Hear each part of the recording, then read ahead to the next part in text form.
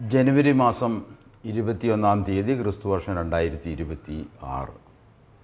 Palarivattom Bible church Malayalam കൂട്ടായ്മയിൽ നിന്ന് ദൈവവചനവുമായി ദൈവകൃപയാൽ ഒരിക്കൽ കൂടി വിൻസെൻ്റ് തോമസ്. ദൈവം ഓരോ ബുധനാഴ്ചയും നൽകുന്ന പുതിയ അവസരങ്ങൾക്കായിട്ട് ഞാൻ ദൈവത്തിന് വ്യക്തിപരമായിട്ട് നന്ദി പറയുന്നു. ഇന്നത്തെ വിഷയം നമ്മൾ നോക്കുമ്പോൾ മനുഷ്യ സ്വാതന്ത്ര്യത്തെക്കുറിച്ച്, ദൈവം നൽകുന്ന സ്വാതന്ത്ര്യത്തെക്കുറിച്ച്, ദൈവം യേശുക്രിസ്തുവിൽ നൽകുന്ന സ്വാതന്ത്ര്യത്തെക്കുറിച്ച്, സഭയിൽ നൽകുന്ന സ്വാതന്ത്ര്യത്തെക്കുറിച്ചെല്ലാം പഠിപ്പിക്കുവാൻ കർത്താവ് നൽകുന്ന വലിയ കൃപയ്ക്കായി നന്ദി പറയുന്നു. എന്നെ കേൾക്കുന്ന ഏവർക്കും കർത്താവ് യേശുക്രിസ്തുവിൻ്റെ നാമത്തിൽ കൃപയും സമാധാനവും നേർന്നുകൊള്ളട്ടെ. ഇന്നത്തെ തിരുവചന വായനയ്ക്കായിട്ട് എടുത്തിരിക്കുന്ന വേദഭാഗം ഗലാത്യ ലേഖനം അതിൻ്റെ 5-ാം അധ്യായത്തിൻ്റെ 1-ാം വാക്യമാണ്. സ്വാതന്ത്ര്യത്തിനായിട്ട് ക്രിസ്തു നമ്മെ സ്വതന്ത്രരാക്കി, ആകയാൽ അതിൽ ഉറച്ചു നിൽപ്പിൻ, അടിമനുഖത്തിൽ പിന്നെയും കുടുങ്ങിപ്പോകരുത്. നമുക്ക് പ്രാർത്ഥിച്ച് ഇന്നത്തെ ക്ലാസ് ആരംഭിക്കാം. ഞങ്ങളെ സ്നേഹിക്കുന്ന ഞങ്ങളുടെ ദൈവമായ കർത്താവേ, സ്വർഗീയ പിതാവേ, അവിടത്തേക്ക് ഞങ്ങൾ നന്ദിയും സ്തുതിയും സ്തോത്രവും നൽകുന്നു. കാരണം അവർ ഞങ്ങളുടെ സൃഷ്ടാവും പരിപാലകനും മാത്രമല്ല, പുത്രനെ നൽകി ഞങ്ങളെ സ്നേഹിച്ചവനാണ്. അവിടുത്തെ കൃപ വെളിപ്പെടുത്തിയ ദൈവമാണ്. തൻ്റെ പുത്രനുള്ള കൃപ, അവൻ്റെ കാൽവരി മരണത്തിൻ്റെ ഫലം അനുഭവിക്കാൻ തക്കവണ്ണം വിശ്വാസത്താൽ സൗജന്യമായി നൽകിയ കൃപയ്ക്കായിട്ട് അതോർത്ത് ഞങ്ങൾ നന്ദി പറയുന്നു. കർത്താവെ, ഞങ്ങൾ ക്രിസ്തീയ സ്വാതന്ത്ര്യത്തെക്കുറിച്ച് ഞങ്ങൾ പഠിക്കുമ്പോൾ ദൈവം നൽകുന്ന സ്വാതന്ത്ര്യം, ക്രിസ്തുവിലുള്ള സ്വാതന്ത്ര്യം, ഈ സഭാ കാലഘട്ടത്തിൽ നൽകുന്ന സ്വാതന്ത്ര്യത്തെക്കുറിച്ച് ഞങ്ങൾ പഠിക്കുമ്പോൾ ഇതിൻ്റെ പരിശുദ്ധാലയങ്ങൾ പഠിപ്പിക്കണമേ. പഠിപ്പിക്കുന്ന എനിക്കും കേൾവിക്കാർക്കും അത് ഗുണകരമായി തീരുവാൻ തക്കവണ്ണം, മനസ്സിലാക്കുവാനും വിശ്വസിക്കാൻ തക്കവണ്ണം, അതിൻ്റെ ഫലങ്ങൾ പ്രാപ്തരാകുവാൻ തക്കവണ്ണം കർത്താവ് സഹായിക്കണമേ. കർത്താവ് യേശുക്രിസ്തുവിൻ്റെ നാമത്തിൽ അപേക്ഷിക്കുന്നു. ആമേൻ. നമുക്ക് കഴിഞ്ഞ ആഴ്ചയിൽ നിന്ന് തുടരാം. കഴിഞ്ഞ ആഴ്ച നമ്മൾ യോഹന്നാൻ്റെ സുവിശേഷം 8-ാം അധ്യായത്തിൽ നിന്നും മറ്റ് ചില ഭാഗങ്ങളിൽ നിന്നെല്ലാം നമ്മൾ വായിച്ചിട്ട് ചില കാര്യങ്ങൾ പറയുകയുണ്ടായി. അതിൽ ഒന്നാമതായിട്ട് വിഷയം പാപം തന്നെയാണ്. കർത്താവ് പറഞ്ഞു, പാപം ചെയ്യുന്നവൻ പാപത്തിന് അടിമ. അപ്പോൾ ഈ പാപത്തിൻ്റെ അടിമത്വത്തിൽ നിന്ന്, പാപനിമിത്തം വന്ന വലിയ ഭവിഷ്യത്തുകളിൽ നിന്ന് നമുക്ക് സ്വാതന്ത്ര്യം ആവശ്യമാണ്, അതിൽ നിന്ന് മോചനം ആവശ്യമാണ്. എന്നിട്ട് കർത്താവ് പറഞ്ഞു, പുത്രൻ നിങ്ങളെ സ്വതന്ത്രരാക്കിയാൽ നിങ്ങൾ യഥാർത്ഥത്തിൽ സ്വതന്ത്രരാകും. ഇത് യഹൂദന്മാരോട് പറഞ്ഞ ഒരു വാക്യമാണ്. എങ്കിലും അത് ഇന്ന് സഭായുഗത്തിലും നമുക്ക് ഉപയോഗിക്കാവുന്ന ഒരു വചനമാണ്. കാരണം ഇന്ന് നാം ചുറ്റുപാടും നോക്കുമ്പോൾ ദൈവം നൽകിയിരിക്കുന്ന സ്വാതന്ത്ര്യത്തിനെതിരായിട്ട് മരിക്കുന്ന ലോകമാണ് നാം കാണുന്നത്. സ്വാതന്ത്ര്യം കാംക്ഷിക്കുന്ന ഒരു വലിയ ലോകം. കാരണം ഇത് ദൈവം, സൃഷ്ടാവായ ദൈവം മനുഷ്യൻ്റെ അന്തരാത്മാവിൽ നൽകിയിരിക്കുന്ന ഒരു സ്വാതന്ത്ര്യമാണ്. അതുപോലെ തന്നെ യേശു ക്രിസ്തുവിലുള്ള സ്വാതന്ത്ര്യം പല ദേശങ്ങളിലും രാഷ്ട്രങ്ങളിലും ഇന്ന് ക്രൈസ്തവ ജീവിതം വളരെ ദുഷ്കരമാണ്. വലിയ പീഡകൾ സഹിച്ച് ക്രിസ്ത്യാനികളായി ജീവിക്കും. അവിടെ സ്വാതന്ത്ര്യമില്ല. അതുകൊണ്ട് ഈ സ്വാതന്ത്ര്യം എന്ന് പറയുന്നത് അത് വളരെ പ്രധാനപ്പെട്ട ഒരു വിഷയമാണ്. അതാണ് നാം പഠിച്ചു വരുന്നത്.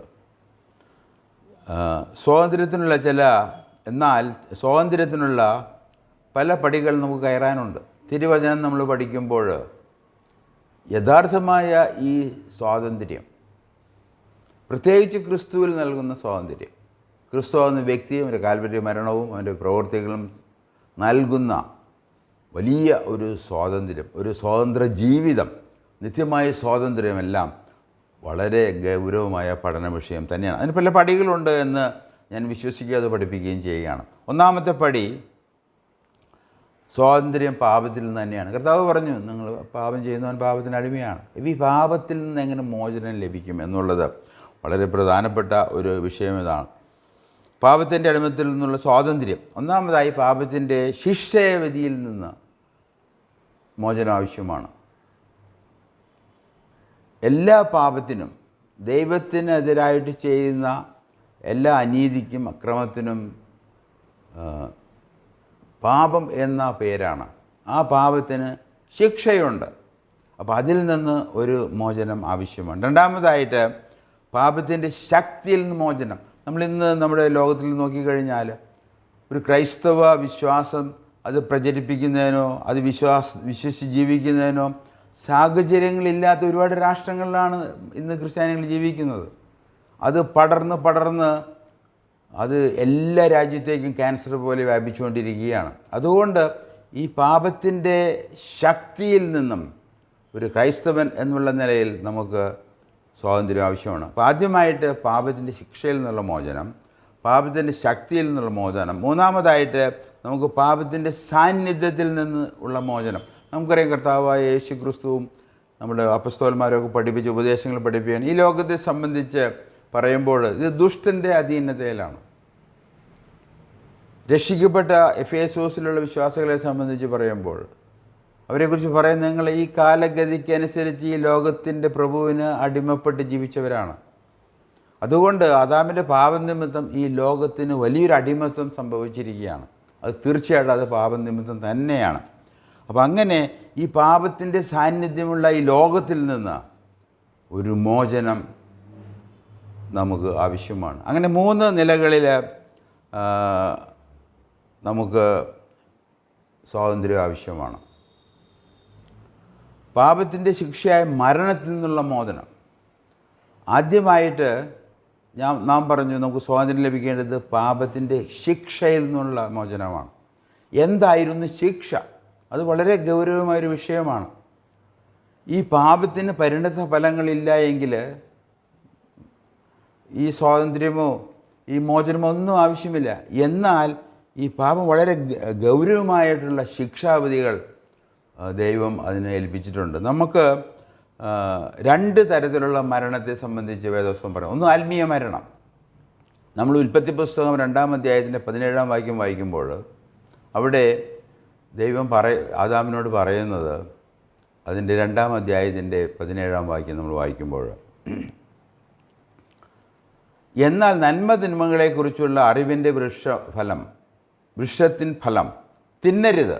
ഇത് ദൈവം, സൃഷ്ടാവായ ദൈവം തൻ്റെ സൃഷ്ടിയായ ആദാമിനോട് കൽപ്പിക്കുന്ന ഒരു കൽപ്പനയാണ്. നന്മ തിന്മകളെക്കുറിച്ചുള്ള അറിവിൻ്റെ വൃക്ഷത്തിൻ ഫലം തിന്നരുത്. തിന്നുന്നാൾ നീ മരിക്കും. അപ്പോൾ ഇത് ഏത് മരണമാണത്? ഇത് ഭൗതിക മരണമാണോ ആത്മീയ മരണമാണോ? കാരണം ഈ മരണത്തെ സംബന്ധിച്ച് ഈ വാക്യത്തിൽ നിന്ന് പഠിക്കുമ്പോൾ അതിൻ്റെ ഭാഷയിലുള്ള ഗാംഭീര്യം അത് നമ്മൾ പല പരിഭാഷകളിലും ഇല്ല. തിന്നുന്ന നാളിൽ നീ മരിക്കുമെന്ന് പറഞ്ഞാൽ നീ തീർച്ചയായിട്ടും മരിക്കും എന്നുള്ള ഒരു വാചകമാണ് അവിടെ ഉപയോഗിച്ചിരിക്കുന്നത്. അതിൻ്റെ ഗ്രാമാറ്റിക്കലായിട്ടുള്ള കൺസ്ട്രക്ഷൻ അങ്ങനെയാണ്. In death you shall die എന്നുള്ളൊരു ആശയമാണ്. എന്ന് പറഞ്ഞാൽ സെർട്ടനിറ്റി ഓഫ് ഡെത്ത്. അപ്പം അതുകൊണ്ട് ഒരു ആത്മീയ മരണം ആദാമിന് സംഭവിച്ചു എന്നുള്ളതും, തുടർന്ന് ദൈവം അവന് നീ പൊടിയാകുന്നു, നീ പൊടിയിൽ നിർമ്മിക്കപ്പെട്ടവനാണ്, നീ പൊടിയിലേക്ക് തിരിയും. ഒരു ഭൗതിക മരണത്തെ സംബന്ധിച്ചും അങ്ങനെ 2 തരത്തിലുള്ള മരണത്തെ സംബന്ധിച്ച് വേദോസം പറയുന്നത്. 2ൽ നമുക്ക് മോചനം ആവശ്യമാണ്. എന്നാൽ മാത്രമേ സാക്ഷാൽ സ്വാതന്ത്ര്യത്തിൽ നമുക്ക് നിത്യമായിട്ട് ജീവിക്കാൻ കഴിയുകയുള്ളൂ. ആത്മീയ മരണത്തിന് കാരണം ആത്മീയ മരണം സംഭവിച്ചു എന്നുള്ള ചില തെളിവുകൾ ഞാൻ നിങ്ങൾക്ക് തരാൻ ആഗ്രഹിക്കുകയാണ് തിരുവചനത്തിൽ നിന്നും. ആത്മീയ മരണത്തിന് കാരണം ആദാമിന് എന്ത് സംഭവിച്ചു? What happen to him? അവന് ആ പഴം തിന്നതിൻ്റെ ഫലമായിട്ട് ആദാമും അവയും തിന്നു, അവ തിന്നു, പിന്നെ ആദാമിന് കൊടുത്തു, ആദാം തിന്നു, 2 പേരും തിന്നു. അവർക്ക് എന്ത് സംഭവിച്ചു എന്നുള്ളത് ഒരു ആത്മീയ മരണത്തെ നമുക്ക് കാണാൻ കഴിയും. അതിൽ നമ്മളതിൻ്റെ 3-ാം അധ്യായത്തിൻ്റെ 7-ാം വാക്യം നമ്മൾ വായിക്കുമ്പോൾ അവരുടെ കണ്ണ് തുറന്നു, അവർ നഗ്നരെന്നറിഞ്ഞു, അരയാട ഉണ്ടാക്കി നഗ്നത മറച്ചു. ദൈവത്തിൻ്റെ ഒച്ച കേട്ടു, നഗ്നരാകൊണ്ട് ഭയപ്പെട്ടു. ദൈവത്തെ ഭയപ്പെട്ടു, ദൈവത്തിൽ നിന്ന് ഒളിച്ചു. ഇത് 3-ാം അധ്യായത്തിൽ നിന്ന് നമ്മൾ വായിക്കുന്ന വിഷയമാണ്. അത് നിങ്ങളൊന്ന് വായിച്ചു കേൾപ്പിക്കാമെന്ന് ഞാൻ വിചാരിക്കുകയാണ്. ആ വൃക്ഷഫലം തിന്മാൻ നല്ലതും കാണുവാൻ ഭംഗിയുള്ളതും ജ്ഞാനം പ്രാപിപ്പൻ കാമ്യവും എന്ന് സ്ത്രീ കണ്ടു, ഫലം പറിച്ചു, തിന്നു, ഭർത്താവിനും കൊടുത്തു, അവനും തിന്നു. ഉടനെ ഇരുവരുടെയും കണ്ണ് തുറന്നു, തങ്ങൾ നഗ്നരെന്ന് അറിഞ്ഞു. അത്തിയില കൂട്ടിത്തുന്നി തങ്ങൾക്ക് അരയാട ഉണ്ടാക്കി. വേല അറിയപ്പോൾ യഹോവയായ ദൈവം തോട്ടത്തിൽ നടന്നു. ഒച്ച അവർ കേട്ടു. മനുഷ്യനും ഭാര്യയും യഹോവയായ ദൈവം തങ്ങളെ കാണാതിരിപ്പാൻ തോട്ടത്തിലെ വൃക്ഷങ്ങളുടെ ഇടയിൽ ഒളിച്ചു. പിന്നെ അവനെ വിളിക്കുകയാണ്. അതിൻ്റെ 10-ാം വാക്യത്തിൽ അതിൻ്റെ 11-ാം വാക്യത്തിൽ 10-ാം വാക്യത്തിൽ തോട്ടത്തിൽ നിൻ്റെ ഒച്ച, 9-ാം വാക്യത്തിൽ യഹോവയായ ദൈവം മനുഷ്യനെ വിളിച്ചു, നീ എവിടെ എന്ന് ചോദിച്ചു. അതിൻ്റെ വിളി ഇന്ന് ഈ പാപിയായ പാപത്തിന് അടിമമായ സാത്താന് അടിമത്തമുള്ള ഈ ലോകത്തിൻ്റെ പ്രഭുക്കളെ അനുസരിച്ച് ജീവിക്കുന്ന നമുക്ക് ദൈവത്തിൻ്റെ വിളി കേൾക്കേണ്ടത് ആവശ്യമാണ്. അതാണ് സുവിശേഷീകരണം എന്ന് പറയുന്നത്. ദൈവത്തിൻ്റെ വിളി അത് ഇന്ന് നടക്കുന്നത് എങ്ങനെയാണ്?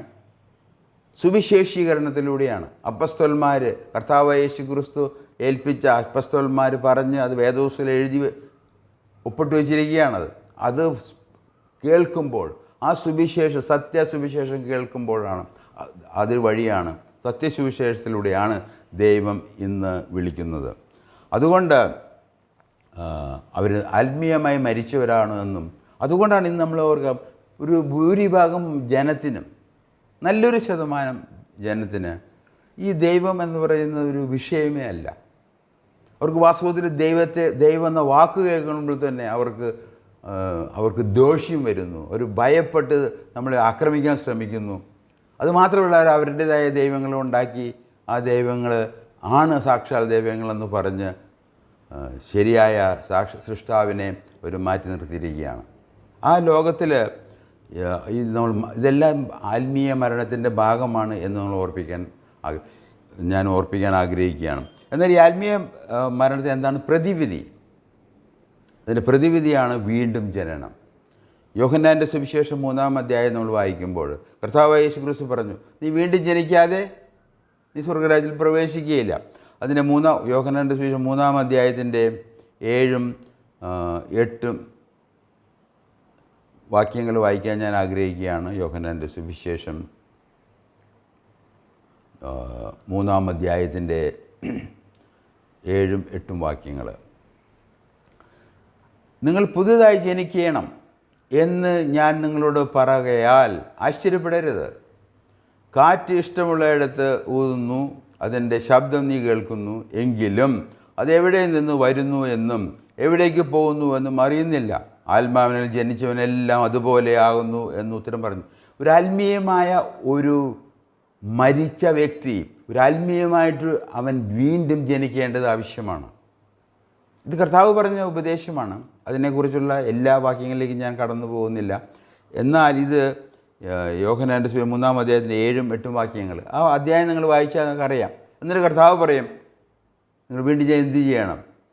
മോശ പിച്ചള സർപ്പത്തെ ഉയർത്തിയതുപോലെ മനുഷ്യപുത്രൻ ഉയർത്തപ്പെടേണ്ടതാകുന്നു. അവനിൽ വിശ്വസിക്കുന്നവൻ അവന് നിത്യജീവനുണ്ട്. തീത്തോസിൻ്റെ ലേഖനം ടൈറ്റസ് 3-ാം അധ്യായത്തിൻ്റെ 4 തൊട്ട് വാക്യങ്ങൾ വായിക്കാൻ ആഗ്രഹിക്കുകയാണ്. വീണ്ടും ജനനത്തെ സംബന്ധിച്ച വാക്യങ്ങളാണ് വായിക്കുന്നത്. അതിൻ്റെ 4 മുതൽ 7 വരെയുള്ള വാക്യങ്ങൾ. എന്നാൽ നമ്മുടെ രക്ഷിതാവായ ദൈവത്തിൻ്റെ ദയയും മനുഷ്യപ്രീതിയും ഉദിച്ചപ്പോൾ അവൻ നാം ചെയ്ത നീതിപ്രവൃത്തികളാലല്ല, തൻ്റെ കരുണപ്രകാരമത്രേ രക്ഷിച്ചത്. നാം അവൻ്റെ കൃപയാൽ നീതീകരിക്കപ്പെട്ടിട്ട് പ്രത്യാശപ്രകാരം നിത്യജീവൻ്റെ അവകാശികളായി തീരേണ്ടതിന് പുനർജനന സ്നാനം കൊണ്ടും നമ്മുടെ രക്ഷിതാവായ യേശുക്രിസ്തു മൂലം നമ്മുടെ മേൽ ധാരാളമായി പറയുന്ന പരിശുദ്ധാത്മാവിന്റെ നവീകരണം കൊണ്ടും തന്നെ ആണ് നമുക്ക് നിത്യജീവൻ അവകാശികളായി തീരുന്നത്. വീണ്ടും ജനനത്തെക്കുറിച്ച് പറയുകയാണ്, പുനർജനന സ്നാനം വഴി.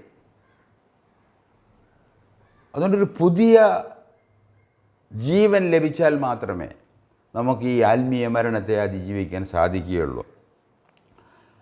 അതുപോലെ തന്നെ എഫേസ്യ ലേഖനം 2-ാം അധ്യായത്തിൻ്റെ 1-ാം വാക്യം നമ്മൾ വായിക്കുമ്പോൾ, എഫേസ്യ ലേഖനം 2-ാം അധ്യായത്തിൻ്റെ 5-ാം വാക്യം,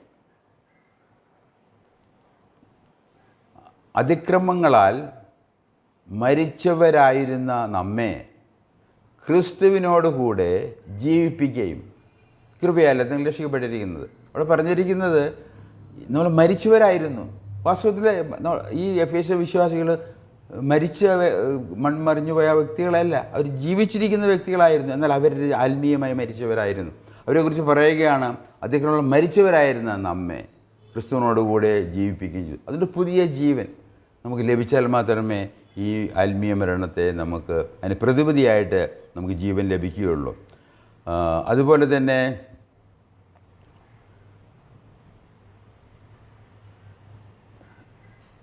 അതിൻ്റെ 1 മുതൽ 9 വരെ വാക്യങ്ങൾ ഞാൻ എഴുതിയിട്ടുണ്ട്.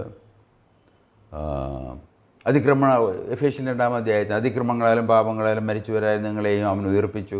അവയിൽ നിങ്ങൾ മുമ്പേ ഈ ലോകത്തിൻ്റെ കാലഗതിയെയും ആകാശത്തിലെ അധികാരത്തിനോ അനുസരണക്കേടിൻ്റെ മക്കളിൽ ഇപ്പോൾ വ്യാപരിക്കുന്ന ആത്മാവിനും അധിപതിയായവനെയും അനുസരിച്ച് നടന്നു.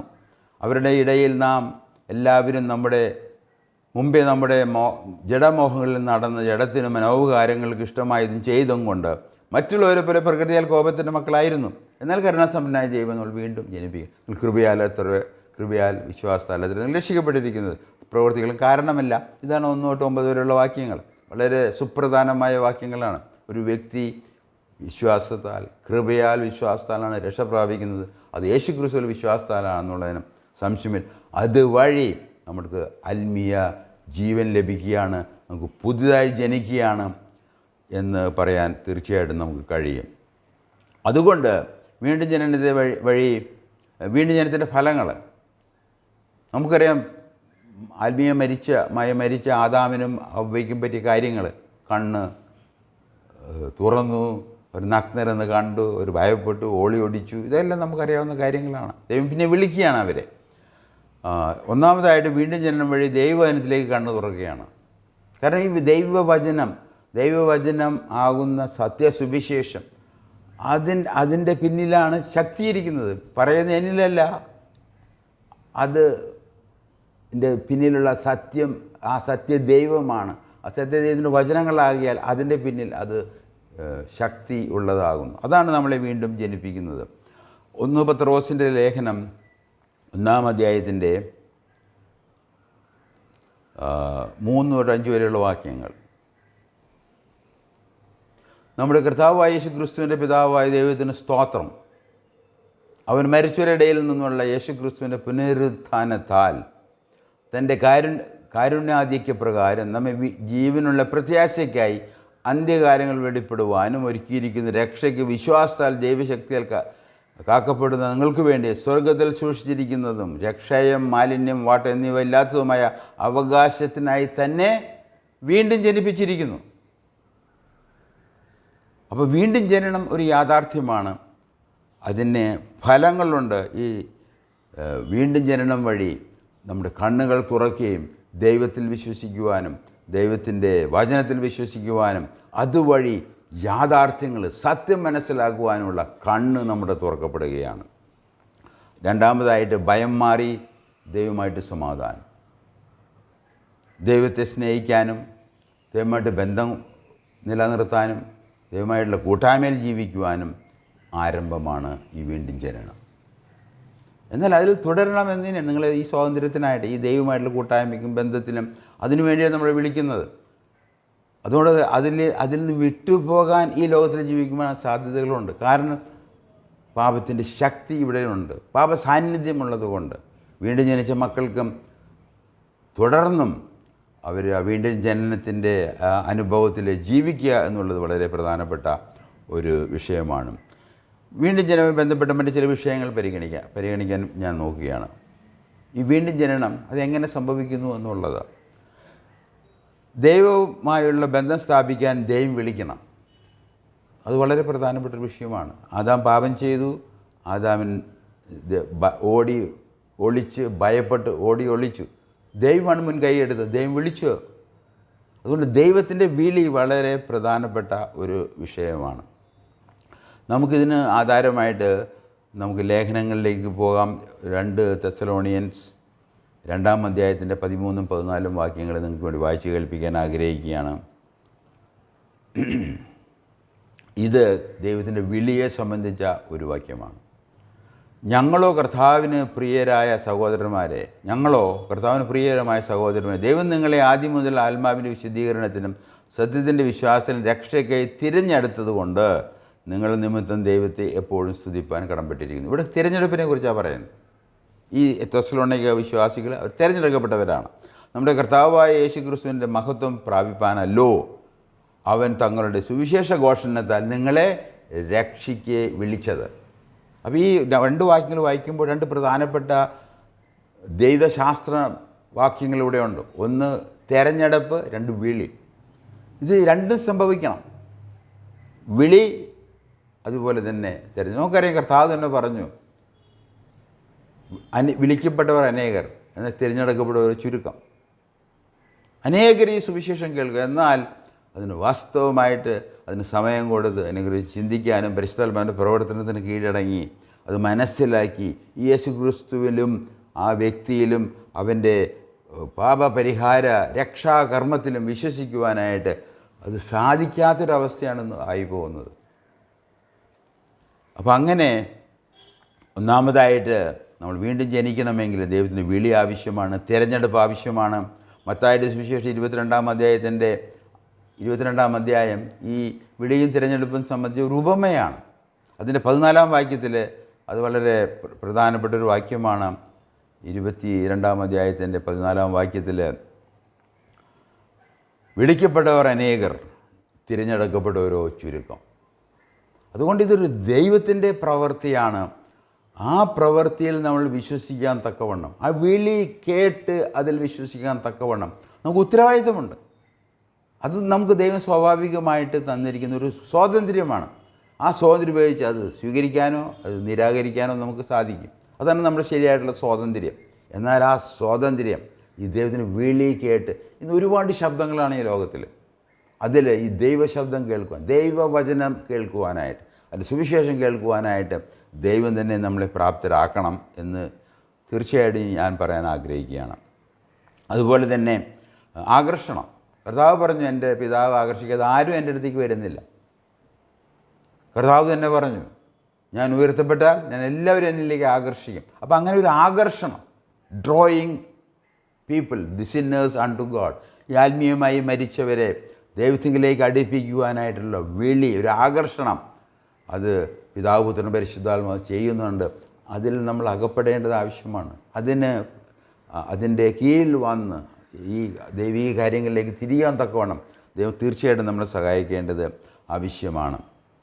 അതുപോലെ തന്നെ യോഹന്നാൻ്റെ സുവിശേഷം 12-ാം അധ്യായത്തിൻ്റെ 32-ാം വാക്യവും നമ്മൾ അതിൻ്റെ 6-ാം അധ്യായമൊക്കെ വായിക്കുമ്പോൾ, 6-ാം അധ്യായം വളരെ പ്രധാനപ്പെട്ട ഒരു ആണ്. യോഹന്നാൻ്റെ സുവിശേഷം 6-ാം അധ്യായം ഞാനിവിടെ ചില വാക്യങ്ങൾ വായിക്കാനായിട്ട് എഴുതിയിട്ടുണ്ട്. അത് നിങ്ങൾ വായിച്ച് കേൾപ്പിക്കാൻ ഞാൻ ആഗ്രഹിക്കുകയാണ്. യോഹന്നാൻ്റെ സുവിശേഷം 6-ാം അധ്യായത്തിൻ്റെ 44-ാം വാക്യം. അതിൻ്റെ 44-ാം വാക്യം ഇപ്രകാരമാണ്: എന്നെ അയച്ച പിതാവ് ആകർഷിച്ചിട്ടല്ലാതെ ആർക്കും എൻ്റെ അടുക്കൽ വരാൻ കഴിയുകയില്ല. ഞാൻ ഒടുക്കത്തെ നാളിൽ അവനെ ഉയർത്തെഴുന്നേൽപ്പിക്കും. അതുകൊണ്ട് പിതാവ് പുത്ര പരിശുദ്ധാത്മാവിൻ്റെ പ്രവർത്തനം, ഒരു ആകർഷണം നമ്മുടെ ജീവിതത്തിലുണ്ട്. അത് നമ്മൾ മനസ്സിലാക്കി അവനുമായിട്ട് ആ ആകർഷണത്തിൽപ്പെട്ട് നമ്മൾ ദൈവത്തിനായിട്ട് ബന്ധപ്പെടേണ്ടത് ആവശ്യമാണ്. അത് വിശ്വാസത്താലാണ് നടക്കുന്നത് എന്നുള്ളതാണ് വേദപുസ്തകം പറയുന്നത്. അതുപോലെ തന്നെ 6-ാം അധ്യായത്തിൻ്റെ 64-ും 65-ഉം വാക്യങ്ങൾ: എങ്കിലും വിശ്വസിക്കാത്തവർ നിങ്ങളുടെ ഇടയിലുണ്ട് എന്ന് പറഞ്ഞു. കർത്താവിൻ്റെ ശിഷ്യന്മാരിൽ ഒരുവൻ അവിശ്വാസിയായിരുന്നു. അവനാണ് തൻ്റെ നാഥനെ ഒറ്റിക്കൊടുത്തത്. അതുകൊണ്ട് ഈ ആകർഷണ വലയത്തിൽ ദൈവത്തിൻ്റെ പിതാപുത്രൻ പരിശുദ്ധാത്മാ ആകർഷണ വലയത്തിലേക്ക് നമ്മൾ എത്തുന്നില്ല എങ്കിൽ തീർച്ചയായിട്ടും നമ്മൾ അവിശ്വാസികളായി ദൈവത്തെ വഞ്ചിക്കുന്നവരായി അവൻ ഒറ്റുകൊടുക്കുന്നു യേശുക്രിസ്തു ഒറ്റുകൊടുക്കുന്നവൻ്റെ ഗണത്തിൽ നമ്മൾ പെടും.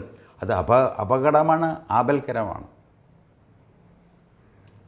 അതുപോലെ തന്നെ 65 വാക്യം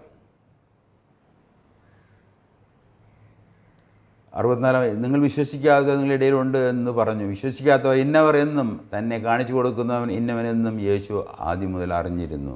ഇത് ഹേതുവായിട്ടത്രേ ഞാൻ നിങ്ങളോട് പിതാവ് കൃപ നൽകിയിട്ടല്ലാതെ ആർക്കും എൻ്റെ അടുക്കൽ വരുവാൻ കഴിയുകയില്ല എന്ന് പറഞ്ഞു. ദൈവത്തിൻ്റെ കൃപ നമ്മളിൽ വ്യാപരിക്കണം, ദൈവത്തെ ആകർഷിക്കണം, അവൻ വിളിക്കണം.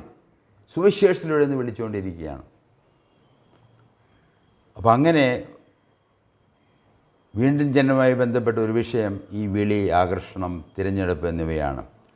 യോഹന്നാന്റെ സുവിശേഷം 6-ാം അധ്യായം നമ്മൾ പഠിക്കുമ്പോൾ നാം ചെയ്യുന്ന പലതും വൃഥാവാണ് എന്ന് മനസ്സിലാക്കാൻ കഴിയും. കാരണം യേശുക്രിസ്തുവിൻ്റെ ശിഷ്യത്വം, അനുകരണം, മാതൃക പിന്തുടരുന്നതെല്ലാം വൃഥാവെന്ന് മനസ്സിലാക്കും. ഇന്ന് പല സഭകളും പഠിപ്പിക്കുന്നത് യേശുക്രിസ്തു നടന്നപ്പോൾ നമ്മൾ നടക്കണം. അതുകൊണ്ടാണ് പലരും ദുഃഖവെള്ളിയാഴ്ച അവന് മരിച്ചതുപോലെ മരിക്കാൻ തന്നെ തയ്യാറാണ്. ഇത് വെറും വൃഥാവാണ്. ഇതൊന്നും നമുക്ക് ഗുണകരമല്ല. ശിഷ്യത്വം, കാരണം ഇവിടെ കർത്താവിന് ജീവിച്ചിരുന്നപ്പോൾ ഉണ്ടായിരുന്ന ശിഷ്യന്മാർ അവർ പിന്മാറിപ്പോയി. കർത്താവ് പറഞ്ഞ കാര്യങ്ങൾ വിശ്വസിക്കാൻ അവർക്ക് സാധിച്ചില്ല. എത്രയോ ആപൽക്കരമായ വിഷയമാണ്. അതുകൊണ്ട് പലതും നാം ചെയ്യുന്ന പലതും അത് വെറും വൃഥാവാണ് എന്ന് നിങ്ങളെ ഓർപ്പിക്കുകയാണ്. ഫലവത്തായ കാര്യങ്ങൾ, യേശുക്രിസ്തുവിൻ്റെ മരണം എന്താണ് നമ്മളെ സംബന്ധിച്ച് ഫലവത്തായ കാര്യങ്ങൾ? ദൈവസന്നിധിയിൽ നിന്ന് വന്ന നമുക്ക് വേണ്ടി ചെയ്ത കാര്യങ്ങളാണ് നമുക്ക് ഫലവത്തായിട്ടുള്ളത്. അതാണ് നമ്മൾ വിശ്വസിക്കേണ്ടത്. ഒന്ന്, യേശുക്രിസ്തുവിൻ്റെ മരണം, യേശുക്രിസ്തുവിൻ്റെ പുനരുത്ഥാനം, സ്വർഗാരോഹണം, തുടർന്ന് പരിശുദ്ധാത്മാവിനെ അയച്ചു. ഇവയെല്ലാമാണ് ഫലപ്രദമായ വിശ്വാസ സത്യങ്ങൾ. ഇവ നമുക്ക് ഗുണകരമാണ്. നാം ചെയ്യുന്ന കാര്യങ്ങളല്ല. യേശുക്രിസ്തു ചെയ്ത പോലെ ചെയ്ത കാര്യങ്ങളൊക്കെ അവൻ ചെയ്ത പോലെ നമുക്ക് ചെയ്യാൻ സാധ്യമല്ല. കാരണം ഈ ആത്മീയമായിട്ട് മരിച്ച ആദാമിൻ്റെ മക്കൾക്ക് എന്ത് ചെയ്യാൻ കഴിയും? എന്നാൽ സഭകൾ അതാണ് പഠിപ്പിക്കുന്നത്. നമുക്ക് ചെയ്യാൻ പറ്റാത്ത വെറുതെ ജീവിതം കളയുന്ന ഒരു മാതൃക. യേശുക്രിസ്തു എന്ന വ്യക്തിയും യേശുക്രിസ്തുവിൻ്റെ രക്ഷാകരമായ പ്രവൃത്തിയുമാണ് പാപക്ഷമയ്ക്കും സാക്ഷാൽ സ്വാതന്ത്ര്യത്തിനും ആധാരമായിരിക്കുന്നത്. അതിന് വീണ്ടും ജനനം, ഒരു വിളി, ഒരു ആകർഷണം, തിരഞ്ഞെടുപ്പ്, അതുപോലുള്ള ദൈവത്തിൻ്റെ ഉത്തരവാദിത്തം, ദൈവത്തിൻ്റെ പ്രാധാന്യം, അതുപോലെ തന്നെ സുവിശേഷത്തിൻ്റെ പ്രാധാന്യം, അത് കേൾപ്പിച്ച് അത് വിശ്വസിക്കുക എന്നുള്ളത് വളരെ നമ്മുടെ സാക്ഷാൽ പാപക്ഷമയ്ക്കും സ്വാതന്ത്ര്യത്തിനും അത് ആധാരമായിരിക്കുന്നു. പുത്രൻ നിങ്ങളെ സ്വതന്ത്രമാക്കിയാൽ നിങ്ങൾ യഥാർത്ഥത്തിൽ സ്വതന്ത്രരാകും. കർത്താവ് പറഞ്ഞ കാര്യങ്ങളാണ്. പുത്രനാണ് യേശുക്രിസ്തു. അല്ലെങ്കിൽ അടിമത്തത്തിൽ നിങ്ങൾ യഥാർത്ഥത്തിൽ സ്വതന്ത്രരാകും. പുത്രൻ നിങ്ങളെ സ്വതന്ത്രരാക്കുന്നില്ല എങ്കിൽ, കർത്താവ് യേശുക്രിസ്തു നിങ്ങളെയും എന്നെ സ്വതന്ത്രരാക്കുന്നില്ല എങ്കിൽ നമ്മൾ അടിമത്തത്തിൽ തുടരും. ആ അടിമത്തം എന്നുള്ളത് അത് സഭ പറയുന്നത് കേൾക്കുന്നതാകാം, സംഘടനകൾ പറയുന്നത് കേൾക്കുന്നതാകാം, ചില വ്യക്തികൾ പറയുന്നത് അനുസരിക്കുന്നതാകാം. ആ ഒരു അടിമത്വമാണ്. അതിൽ നിന്ന് നമ്മൾ ദൈവത്തിലേക്കും ദൈവവചനത്തിലേക്കും കർത്താവ് യേശുക്രിസ്തുവിലേക്കും അവൻ്റെ കാൽവരി മരണത്തിലേക്കും പുനരുദ്ധാനത്തിലേക്കും അവൻ്റെ സ്വർഗാരോഹണത്തിലേക്കും പരിശുദ്ധാത്മാവിനെ അയച്ച കാര്യങ്ങളിലേക്കും കടക്കേണ്ടത് വളരെ ആവശ്യമാണ്. അതുമാത്രമല്ല, അടിമ പുത്രൻ്റെ ഭവനത്തിൽ താമസിക്കുന്നില്ല. ഒരു ഭവനത്തിൽ താമസിക്കുന്ന പുത്രന്മാരാണ്, അടിമകളല്ല. അടിമകൾ പുറത്താണ്. അതുകൊണ്ട് ഈ സാക്ഷാൽ ദൈവപുത്രനായ ഭവനത്തിന് അവകാശിയായ യേശുക്രിസ്തു നമുക്ക് സ്വാതന്ത്ര്യം നൽകിയാൽ മാത്രമേ നമുക്ക് സാക്ഷാൽ സ്വാതന്ത്ര്യം ലഭിക്കുകയുള്ളൂ. അങ്ങനെ സ്വാതന്ത്ര്യത്തിനുള്ള പടികളിൽ ഭൗതിക മരണത്തിൽ നിന്ന് സ്വാതന്ത്ര്യം ആവശ്യമാണ്. അതുകൊണ്ട് നമ്മൾ പറഞ്ഞു, നമ്മുടെ പ്രധാന വിഷയം അടിമത്തം, അത് പാപമാണ്. പാപം കൊണ്ട് രണ്ട് പ്രധാനപ്പെട്ട കാര്യങ്ങളാണ് നമ്മുടെ ജീവിതത്തിൽ നടന്നത്. ഒന്ന്, ആത്മീയമായിട്ട് മരിച്ചവർ. രണ്ടാമതായിട്ട് ഭൗതികമായിട്ട് നമ്മൾ മരിക്കും. നമ്മുടെ ഈ ജഡം അതിൻ്റെ ആത്മാവ് നമ്മൾ വിട്ട് നമ്മുടെ ശരീരം അഴിഞ്ഞ് നമ്മളെ സെമിത്തേരിയിൽ കൊണ്ട് കുഴിച്ചിടും. ഭൗതിക മരണത്തിൽ നിന്ന് പ്രതിവിധി തീർച്ചയായും അതിനുള്ള പ്രതിവിധി പുനരുത്ഥാനമാണ്. പുനരുത്ഥാനം അത് നമ്മുടെ പ്രത്യാശ വിഷയം കൂടിയാണ്.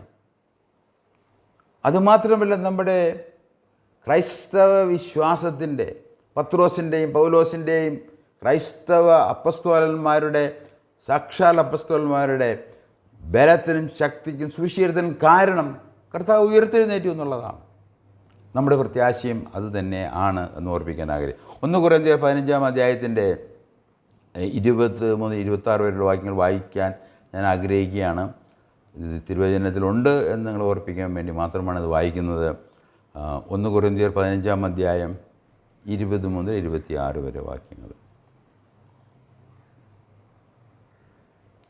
എന്നാൽ ക്രിസ്തു നിദ്ര കൊണ്ടവരിൽ ആദ്യഫലമായി മരിച്ചവരുടെ ഇടയിൽ നിന്ന് ഉയർത്തിരിക്കുന്നു. 21-ാം വാക്യം, മനുഷ്യൻ മൂലം മരണമുണ്ടാകയാൽ മരിച്ചവരുടെ പുനരുദ്ധാനം മനുഷ്യൻ മുഖാലും ഉണ്ടായി. ആദാമിൽ എല്ലാവരും മരിക്കുന്നത് പോലെ ക്രിസ്തുവിൽ എല്ലാവരും ജീവിക്കപ്പെടും. ഓരോരുത്തരും താന്താൻ്റെ നിരയിൽ അത്രേ. ആദ്യഫലം ക്രിസ്തു, പിന്നെ ക്രിസ്തുവിനുള്ളവർ അവൻ്റെ വരവിങ്കൽ, പിന്നെ അവസാനം. അന്ന് അവൻ എല്ലാ വാഴ്ചയ്ക്കും അധികാരത്തിനും ശക്തിക്കും നീക്കം വരുത്തി രാജ്യം പിതാവായ ദൈവത്തെ ഏൽപ്പിക്കും. അവൻ സകല ശത്രുക്കളെയും കാൽക്കീഴാക്കുവോളം വാഴേണ്ടതാകുന്നു. ഒടുക്കത്തെ ശത്രുവായ മരണം നീങ്ങിപ്പോകും. ഭൗതിക മരണം ഇല്ലാതായി തീരും. No more death.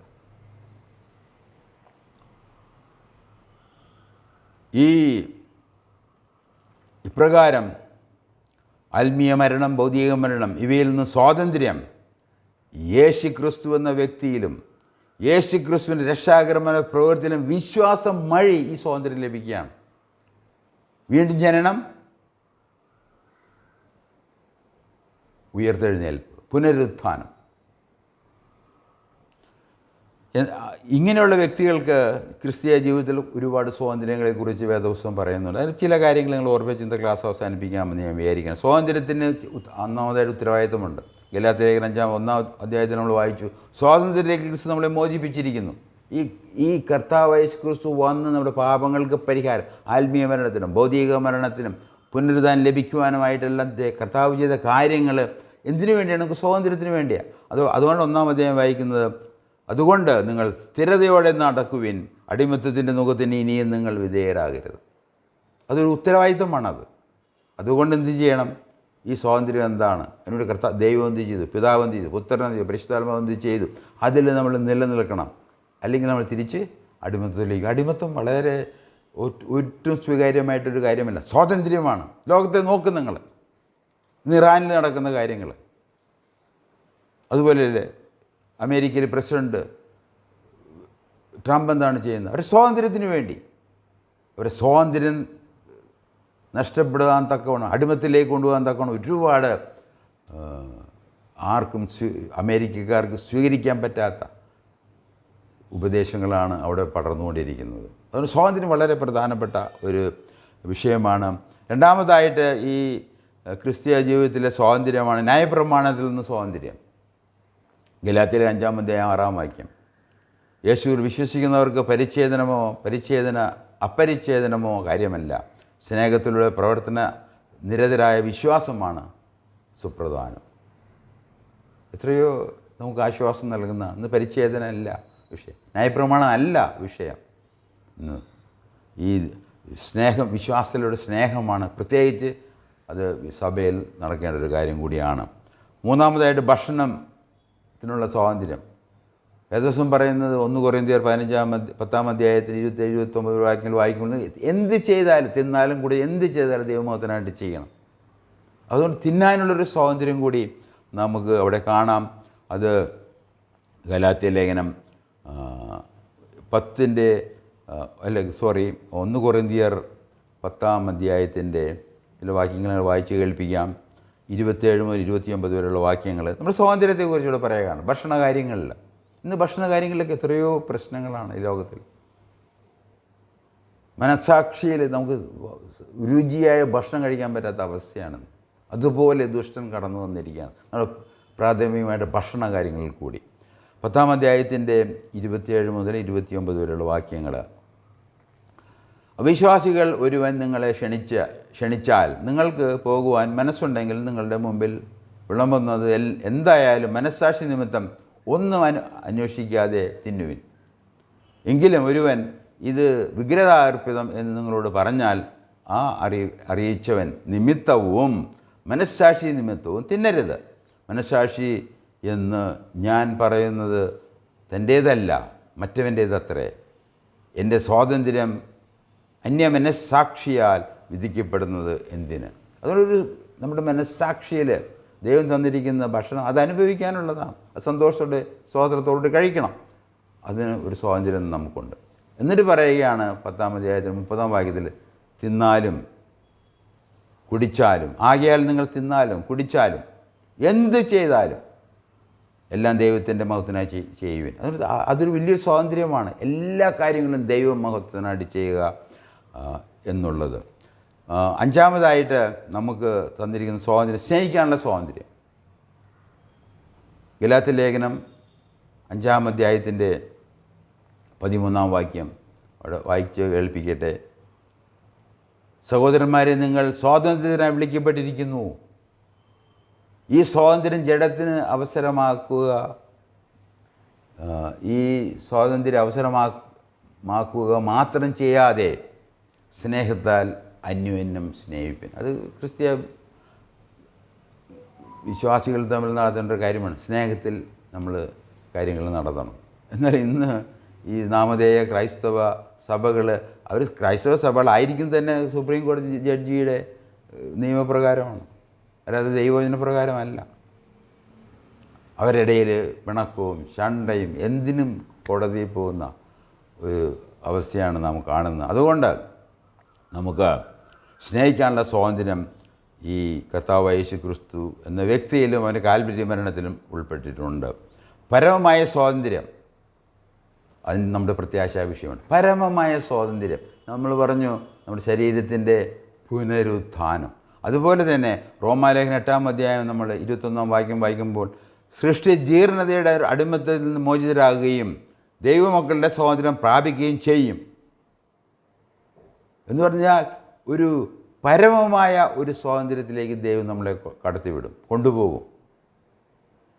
അതിൽ ആദാമിൻ്റെ പാപം നിമിത്തം വന്ന സകലത്തിൽ നിന്ന്, ആത്മീയ മരണം, ഭൗതിക മരണം, ഈ ലോകത്തിന് സംഭവിച്ച കാര്യങ്ങൾ, ഈ പ്രപഞ്ചത്തിന് സംഭവിച്ച കാര്യം, എല്ലാത്തിൽ നിന്നും ആ മോചനിതരായി നമുക്കൊരു സ്വാതന്ത്ര്യം, ദൈവമക്കളുടെ സ്വാതന്ത്ര്യത്തിലേക്ക് അത് നമ്മളെ കൊണ്ടു ചെല്ലും. അത് നമ്മുടെ പ്രത്യാശ വിഷയമാണ്. ആയതിനാൽ ഞാൻ ക്ലാസ് അവസാനിപ്പിക്കട്ടെ. പുത്രൻ നിങ്ങളെ സ്വതന്ത്രമാക്കിയാൽ നിങ്ങൾ യഥാർത്ഥത്തിൽ സ്വതന്ത്രരാകും. പുത്രൻ നിങ്ങളെ സ്വതന്ത്രരാക്കിയില്ലെങ്കിൽ അടിമത്തത്തിൽ തുടരും. അടിമ പുത്രൻ്റെ ഭവനത്തിൽ താമസിക്കുകയില്ല. യേശു ക്രിസ്തു എന്ന വ്യക്തിയിലും യേശു ക്രിസ്തുവിൻ്റെ രക്ഷാകരമായ പ്രവർത്തനം വിശ്വാസം വഴി യഥാർത്ഥ സ്വാതന്ത്ര്യം ലഭിക്കുന്നു. പുത്രനായ യേശു ക്രിസ്തു വിശ്വാസം വഴി സ്വതന്ത്രരാകുവാൻ പിതാവ് പുത്രൻ പരിശുദ്ധാത്മാവ് നമ്മെ സഹായിക്കട്ടെ. നമുക്ക് പ്രാർത്ഥിച്ച് ഇന്നത്തെ ക്ലാസ് അവസാനിപ്പിക്കാം. ദൈവമായ കർത്താവേ, സ്വർഗീയ പിതാവേ, അവിടുന്ന് പുത്രനിൽ കൃപയിൽ നൽകിയിരിക്കുന്ന ഈ സ്വാതന്ത്ര്യത്തിനായിട്ട് സ്തോത്രം. അതിനുവേണ്ടി വീണ്ടും ജനനം, വിളി, തിരഞ്ഞെടുപ്പ്, അതുപോലെ തന്നെ ഒരുപാട് കാര്യങ്ങൾ അതിലുൾപ്പെട്ടിട്ടുണ്ട്. ദൈവമായ കർത്താവ്, ഞങ്ങളെ സഹായിക്കണമേ. ഈ സ്വാതന്ത്ര്യം ലഭിച്ചവർ ഈ സ്വാതന്ത്ര്യത്തിൽ നിലനിൽക്കുവാനും അത് ആസ്വദിക്കുവാനും ആ പ്രത്യാശ വിഷയമായിട്ട് എടുത്ത് അതിൽ ജീവിക്കുവാനും സഹായിക്കണമേ. മഹത്വത്തേക്ക് തന്നെ യേശു ക്രിസ്തുവിൻ്റെ നാമത്തിൽ അപേക്ഷിക്കുന്നു. ആമേൻ. നിങ്ങൾ കേട്ടതിന് നന്ദി.